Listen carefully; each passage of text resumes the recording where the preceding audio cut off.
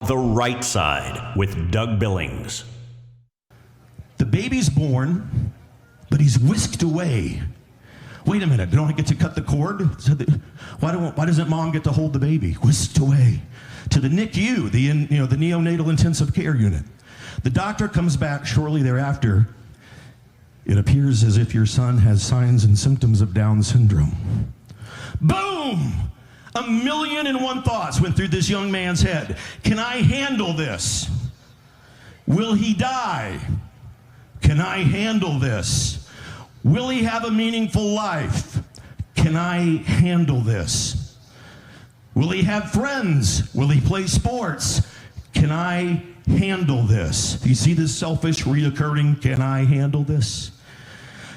The social team, the care workers and the social workers at the hospital, the next few days brought in parents who had children, toddlers, who have Down syndrome. And the blessing out of the tragedy, challenge, and adversity of that moment began to fade away when this young man saw the absolute perfection of what these children and what these people are. The beauty that they have. This young man's life was forever changed. He began to call, you see, the official name of Down syndrome is trisomy 21. They have an extra 21st chromosome. It's as if God, the young man said, this is the divine chromosome. It's as if God said, here's how all of you typical people should be, by the way. No venom, no prejudices. They're almost always happy. They always want to give you a hug. Now, they have their days, but it's incredible. So this man was changed to the point where he thought if God were to appear to him and say, son, I'd be happy to make your son a typical child. On his knees, he would say, Lord God, thank you for being in my life, but no thank you. He's perfect just the way he is. He's absolutely perfect. Now, what do all four of these stories have in common when we look at the common theme of how do we overcome tragedy, adversity, and challenge? Because in this nation, we are in the midst of a tragedy, a challenge, and an adversity. Where are we going to find the blessings?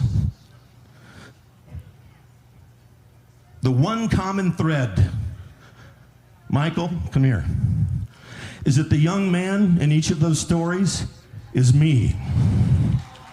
And this is my son, Michael.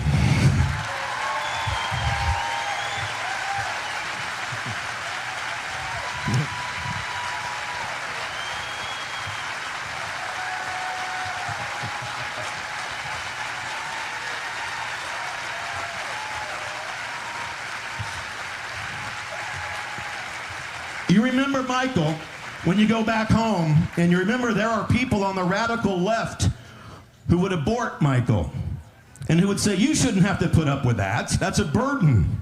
Sweden, there's a law that says you can do it. It's a drain on us. Do not let, that's evil. We know that. We need to see this country through this adversity and this challenge. And God is with us. And this young man has the divine chromosome. I love you. And we have, thank you, this, look, I'm an Irishman. I can cry when I watch a McDonald's Christmas commercial. So I'm doing everything I can here to keep it together. Thank you for your love. Michael and I have an honor to introduce you to someone. This guy said that he wasn't going to play any venue that required the jab. And I'm not going to do it. Not going to do it. Now, he signed up to play a particular venue who had agreed, okay, fine.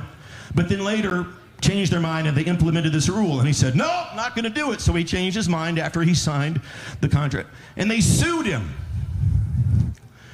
He won. He won.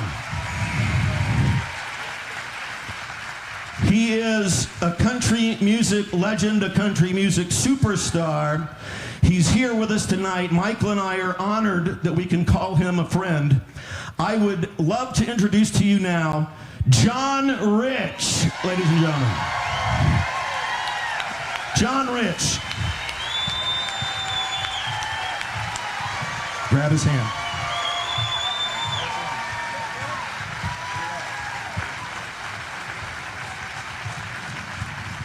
Thank you, Doug. How's everybody doing?